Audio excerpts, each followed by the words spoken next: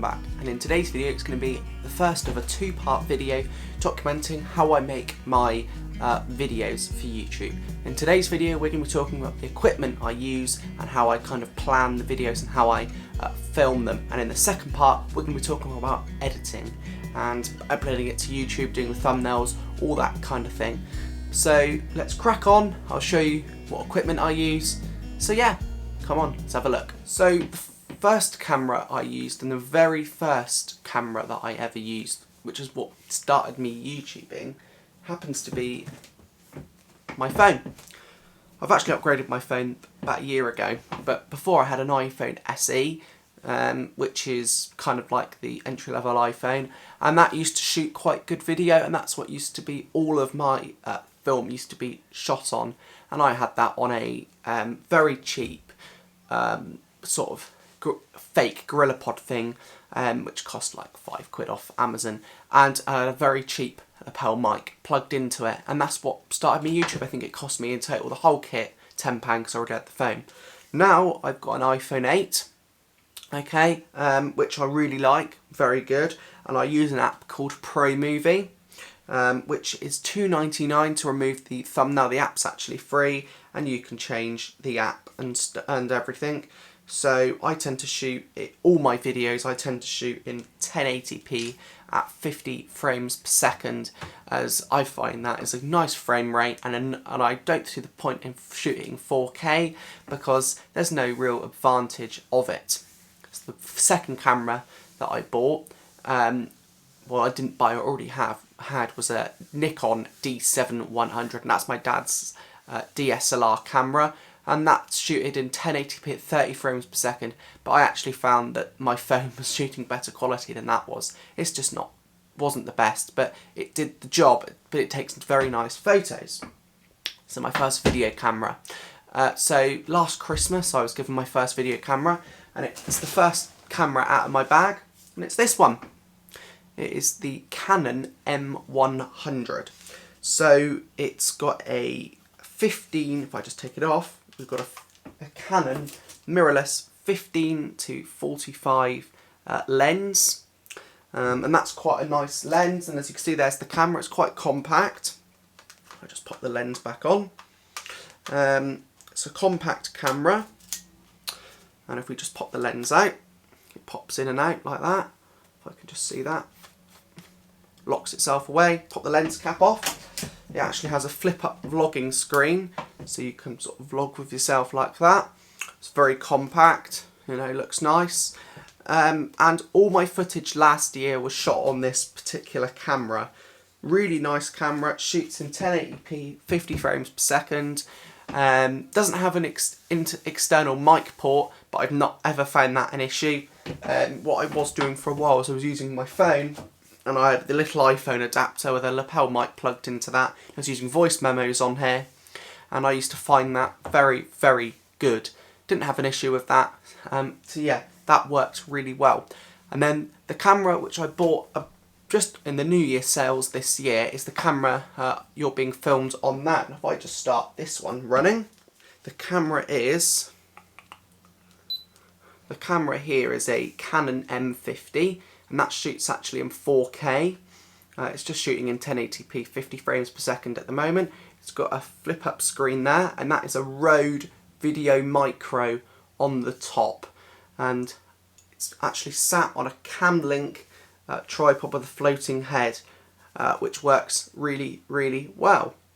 M50 and M100 both actually have the same 15 to 45 Canon AFS 3.5 to 6.3 STM lenses on them, which means they're both interchangeable, very, very handy, and they also both run the same battery, which was one of the reasons I went for the M50. I was going to go for the Lumix G80, but the reason I went for the M50 is it shoots exactly the same quality, but the thing is I've already got a spare I've got 3 batteries now, one that came with both cameras, and I had bought a spare one as well with the M100. And I find that the battery life is actually quite good on them, but I always take a spare battery which is always charged up with me. The camera I bought last year, and I really find it very nice, is this one here. This is a GoPro Hero 7 Black. Now this camera is seated in a Ulanzi V2 vlogging case. And thanks to Bob Earnshaw for recommending to me to get the Hero 7. I have another GoPro, which I'll show you in a moment, and I find that was good, but the quality wasn't amazing. So why I love the Hero 7 Black is you can take it out of the big Ulanzi case, and that is so that you can have the mic adapter. I will buy the mic adapter soon, but they're out of stock on Amazon and they're about £50, so they're quite expensive. And why I like the Hero 7 is you don't actually really need an external mic with it. You can take it out of its cage and you can just use it like that. So now you tend to take this camera if we go somewhere.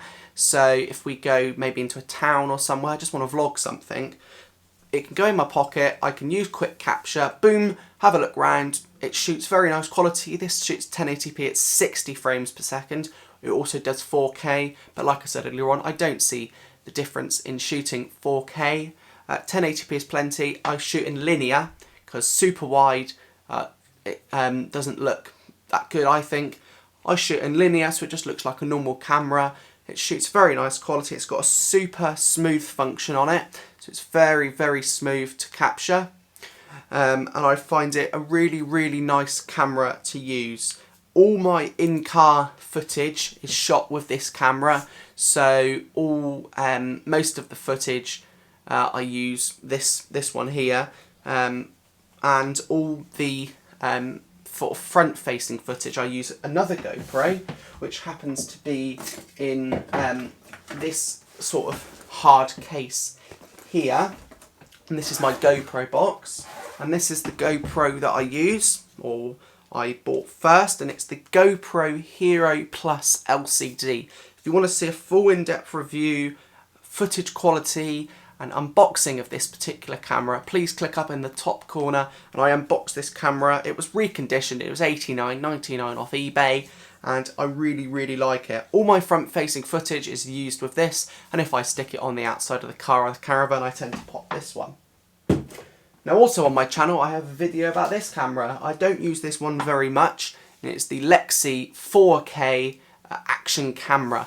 It was $12.99 on Amazon.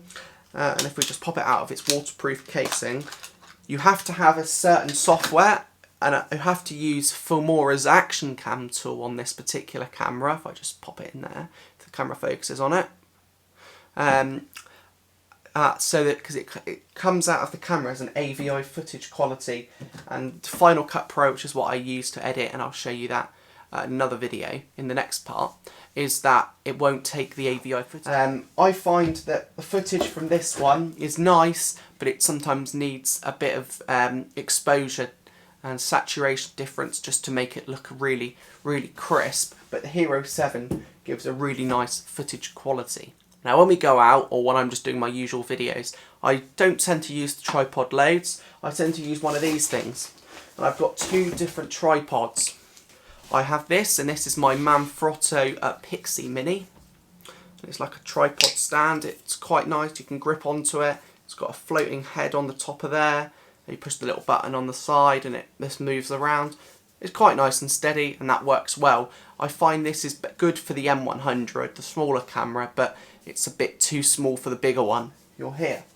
And for the bigger one, I use this one. And this is a Joby Gorilla Pod, and this is the 3K kit. So it's got the floating head on the top. Bought this one from Curry's when I bought the camera, and this works really well.